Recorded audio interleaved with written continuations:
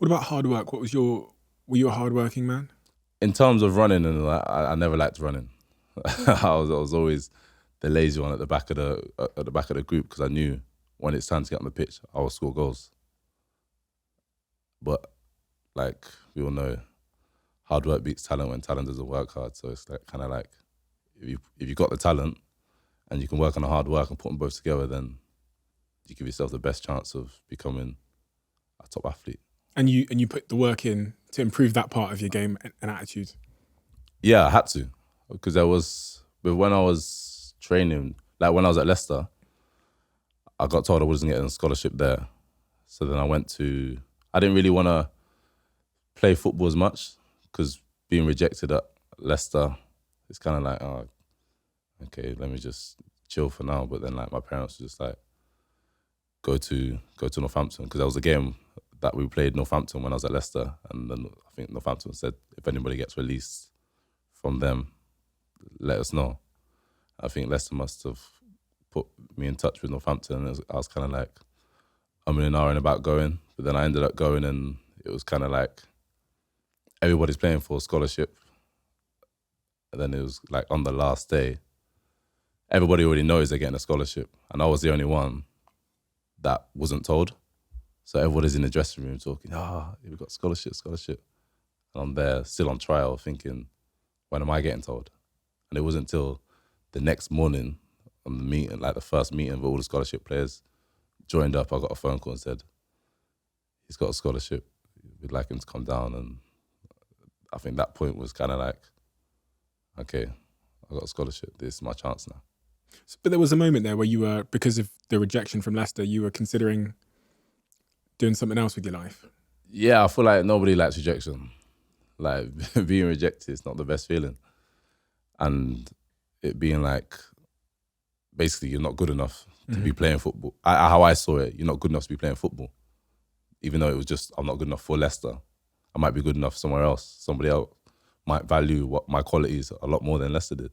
It's hard to see that in the moment though, isn't it? It's very hard. It's very hard. And how old, 16? It was like 15. 15. Yeah. It's kind of like, you don't really want that rejection again. It's like a kind of fear of getting that again. Then when I did, like I said, when I got the scholarship, I just knew it wasn't happening again. Because your journey through football just generally has been a real climb. You know, it's been a real climb. Like, and also I reflect on the fact that so many kids at that age, 16 years old, they get a rejection and they don't bounce back from it. And if they don't make it to the very top, they'll often take that badly and pursue a different career path. But you were rejected at 16, you persevered, you got into the team at Northampton, you made a good impression there. And then eventually you end up at Newcastle at what, 19? 18. 18 years old. How was that experience? It was crazy. First time away from home at such a young age, 18 is like, and as well, you thought you was a man. Like from League 2, there was talks of you going to a Premier League team. And like, I would never in the Northampton changing room feel like I was a man. Like there was talks going on, but nothing's done until it's done. So it's kind of like, actually, before I was going to Newcastle, I was supposed to go to Wolves. Right. But I've got to Wolves. I've met everybody, went in the changing rooms, got my number on, took the pictures. Then come to the contract side. And then I think there was a bit of talk with my agent and the club on certain things, and then it related back to us. It was all just confused. Me and my family didn't know what was going on. And then out of nowhere, the club come out and said, we're not looking to sign you no more due to you having scoliosis in your back. So we was so confused from getting the squad number, meeting all the players, meeting all the staff, and then for them to come out and say, your scoliosis in your back, we're not looking to sign you. It's kind of like, is that really the reason? Is there more behind it? But then from having to go back to Northampton, like I've said my goodbyes at Northampton, and I'm supposed to be going signing for Wolves. Then the next day I'm back in Northampton and training with the boys. Everybody's like, what's happening? And the manager sat me down and said, listen, don't dwell on that. I'm sure other things will come into place. And I think a few weeks later, Newcastle were interested and I went there. Scoliosis in your back. What is scoliosis, and were they aware that you had scoliosis? I feel like they was aware because before we set up to see a specialist, because they I feel like they wanted to know what was going on, how bad it was, because I think certain scoliosis, it stops you from walking at a certain age and just gets worse and worse. But I feel like we did see a specialist. He said you'd be lucky to be walking at 28 still. Really? Yeah. And then I was just like, it doesn't really register. Like you think at the time at 18, I'm thinking, well, I'm fine now. I'm enjoying football now, so it's not really register. But being 27, closer to 28, you kind of think, well, I'm strong, fit, and healthy. Touch wood continuously. So, what is scoliosis? Where your back's not straight. It's like got a slight bend in your back. Yeah, bend. It hasn't affected your game? I don't feel like it has. And going back to moving to Newcastle, it's like going from League 2 to Premier League. It's crazy. Like as soon as I went there, at Northampton, you get recognised, but it's not crazy. And then going to there, Newcastle, I'm in the hotel. Everybody's recognising me straight away. It's like a crowd outside the hotel waiting to see me, and it's kind of like, at 18, this is all happening. It's so fast. And you're away from home as well. Away from home. Damn. A long way as well. What are you feeling when Newcastle make that phone call and they say they're interested in you and then you move there? What does it feel like as an 18-year-old? Because I can only imagine. I was always playing football when I was younger. I was always hoping a little bit to be a footballer. I knew I wasn't good enough, but I'm going with that whole got injured at 16 bullshit. Yeah, it is crazy. It is crazy. This is so excited. Like, you want to tell everybody. You want to say, oh, I'm going here tomorrow. Yeah, I'm going here. But with me, how I am, nothing's done till it's done. Especially after the Wolves stuff. Yeah. Like, that was on the back of my mind. So I'm thinking, right, just wait until it's all sorted, then you can tell everyone. When I'm so excited, I just want to tell this person, that person, this is happening. So it was crazy. My head was all over the place and thinking, I'm actually going to the Premier League. Like, I've made it. I'm here. But little did I know it was how far from made it. What happened? I feel like when you take that step, you get noticed more. You get more money, and you just do silly things like you get mixed in the wrong crowd, going out here and there, buying things you wouldn't normally buy. Just a bit naive, and as well being away from my family. Although they kept on telling me, don't do nothing silly, look after your money, this and that. You kind of think, okay, but they're not here to control what I've got hold of right now. I can spend it on this. I can spend it on that. Like, you just do things, like I said, things you never normally do. Like, we're getting personal shoppers to come to the house. And who do I think I am? Go to the shop and buy yourself stuff if you want to do that. So it's like these kind of things.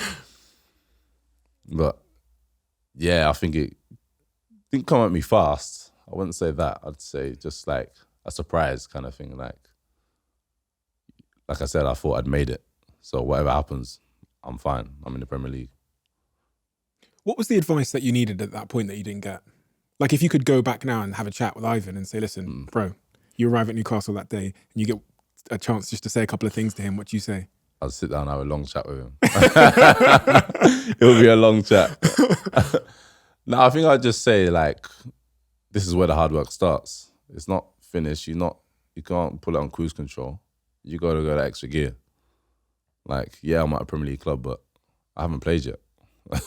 I've not got continuous games under my belt to be saying, okay, I'm a Premier League player now. So it's like, I'd say to, a younger Ivan or anybody that's in that situation doing such a big jump, to say that's when the hard work starts. Were you in cruise control, do you think? Yeah. Yeah. If I even was moving, I'd probably put a handbrake on. Really? Yeah, I just thought, I'm Premier League now. And as well, you've seen all the big boys, like, literally training there. It's like, yeah, I'm here now. And you played 2 games before Yeah. they loaned you out. Yeah, I come off the bench twice against United and Chelsea. And then you went on quite a long loan spell. Barnsley, Shrewsbury, Wigan, Scunthorpe. When you find out you're getting loaned out, how do you receive that as a player? I've always wondered this. When you're a young player in the club, you're in the Premier League, because I think there's a lot about Manchester United. As being a fan, we always loan out our like younger lads. And I wonder how that's positioned to you as a player and how you receive it. It's not the best feeling. Okay. Because at the time, it's kind of like, well, do you not want me here? Like, I'm here now. You want to send me away? Like, yeah, and you got the personal shopper coming over. So exactly. Yeah. So I need to sort some things out to be. You can't be in Shrewsbury. Yeah, I don't think we'll travel that far. But now, yeah, I feel like it's at that age you don't really think what you're gonna learn for. I mean, first team experience is probably the best at that age as well, and like knowing like, because I feel like, no disrespect to youth team football, is cool, like tiki-taka, pretty football. Then going to League One, like I said, on loan, you're gonna get bashed around, so you need to be ready for that physical battle.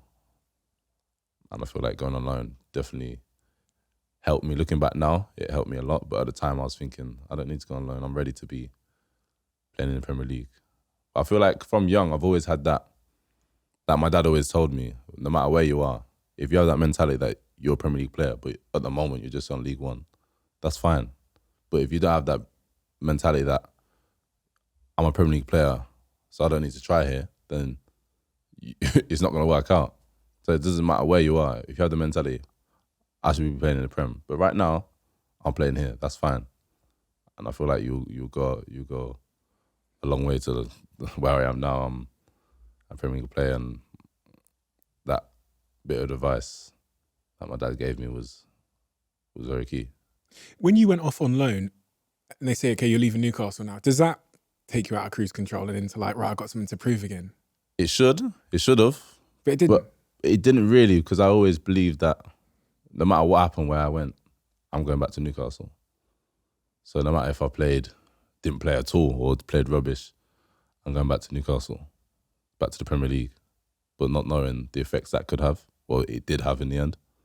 Even though I think all the clubs I went to, bar one, I left top goal scorer. But it was like, I could have, looking back, I feel like I could have went that extra step further. You had a good spell as well at Scunthorpe United. 6 goals and 15 appearances. Showed a huge promise while you're on your loan spells as a prolific goal scorer. And then at 22 years old, you transferred to Peterborough United after failing to secure a regular place at Newcastle. Now that must have been an interesting moment, because that's kind of like another knockback, innit? Goes back to like the Leicester rejection and stuff. That's like another step down. You've made it to the Prem, and now you've got to take a step down. Yeah, it was I wouldn't say a massive knockback. It was a knockback, but it was kind of like maybe a knockback I needed at the time, because like I remember sitting down with my dad and my agent at the time and saying, listen, like me and my dad are brutal. Whoever we work with, we want the honest truth. No matter if they say we don't want him, he's not good enough for us, I'd rather my agent tell me that. But how the relationship was with my agent at the time, he kind of sugarcoat things. Right. So me and my dad kind of had to get out of him. What did the club say? Like, just tell us, be honest. And his words were, the club don't think you're good enough already at this moment in time. So it was kind of like, in my head, it was like, okay, fine, no problem. It's time for me to go elsewhere, then regroup and restart. It wasn't like I was too old. It was just a knockback and setback that, like I said, at the time probably needed to kickstart my journey again. Do you think Newcastle were right in saying that? Possibly. like, don't get me wrong, Newcastle are a great club. They've had some great players and doing very well at the moment. But I feel like I didn't really have a chance in the first team to prove if I was good enough. I feel personally, anyway. And to be fair, at the time was when Newcastle were fighting to stay up in the Premier League when Rafa Benitez first come in. Oh, yeah. So it's kind of understandable. You wanted these players to try and keep them up. We wanted experience and stuff more than like to be giving younger players a chance and stuff. Is that what you're saying? Yeah, I feel like, I mean, you can't really put so much responsibility on youth players or young players to keep you up in the Premier League. It's such a big ask, but I feel like maybe the following season it was kind of like, could he get a sniff? And I think he kind of brought his own players in and done his own thing, which is that's football. So off you go to Peterborough. You're closer to your family at this point. Yeah, which helps. Closer. Yeah, I'm a mummy's boy at heart, so I need my mum around, close. And did it change your attitude moving to Peterborough on like this whole cruise control thing? It did, and especially when I first went to Peterborough, I wasn't playing. Like the first, I'd say 10 games, the strikers that were in front of me was scoring every game, assisting, playing well. But the manager at the time, Steve Evans, was just saying, don't worry, your chance will come. And when your chance comes, it's up to you to take it. And your chance came. Yeah. And then, you took it. Yeah, 100% took it. You scored 24 goals in 32 League One games at Peterborough, which is insane. Yeah, I feel like, the competition's all over the field, but especially as a striker, your job's to score goals. And especially when the other two are scoring goals, if you get that one sniff and you don't score, you're back out again, and it gives him another opportunity. The director of football at Peterborough said you were an incredibly hard worker. He also said you were their best defender because you headed away 9 out of 10 corners. I feel like, them games I kind of had a magnet on my head that was just bringing the ball towards me. But I think the hard work as well. Like when I'm loved by a manager, I feel like, and a club, I feel like it's in me to want to give back. I want to do a lot of things run through a brick wall for the manager that's wanted me in this position. Did they become like proxy father figures to you in that regard? Because you're clearly a man that's close to your father. Mm. Do they kind of, you see what I'm saying? Is it a similar relationship, like where you want to do them proud? Yeah, 100%. And especially when I signed, like when I first signed at Peterborough with Steve Evans, like the first time he spoke to me, it was like a friend, like a normal chat. Even though you have the respect as a manager, but he was saying, listen, I want you to come in, score goals, and go higher. Mm. Like the goals you score for us benefits you and us because we're gonna go higher, and you're gonna go higher. So it's a win-win. And I think him putting an arm around me at that time, knowing I've come from a Premier League club, and saying it's not really a knockback. This is where you kickstart your journey again. Having that, I think, definitely helped me.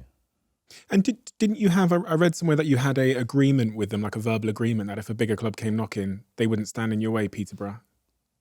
That probably was a verbal agreement, but if anybody knows the Peterborough staff and the owners, then they probably have different ideas. But I mean, I guess when I did go, that was the right timing. Like, every player thinks when there's a move on the cards, you want to try and rush it through, and if things aren't right, they're not right for a reason. Like, you can't rush good things. Good things aren't rushed. I think at the time that was a chance I could have went to somewhere. I was trying to rush it through, and it was like, don't worry. Oh, really? So there was offers from other clubs? There was offers from other clubs, yeah, but big clubs. Big-ish at the time. Okay, like so championship clubs. Yeah, championship clubs, and he was saying, just be patient. You're gonna get a better club, and I'm just there like, not throwing my toys out the pram, just be like, wow, this just is a chance to move now. Who's to know what can happen, blah, blah, blah. And then I ended up staying and I went to Brentford, which was probably the best choice in the end. If you love the Diary of a CEO brand and you watch this channel, please do me a huge favour. become part of the 15% of the viewers on this channel that have hit the subscribe button. It helps us tremendously, and the bigger the channel gets, the bigger the guests.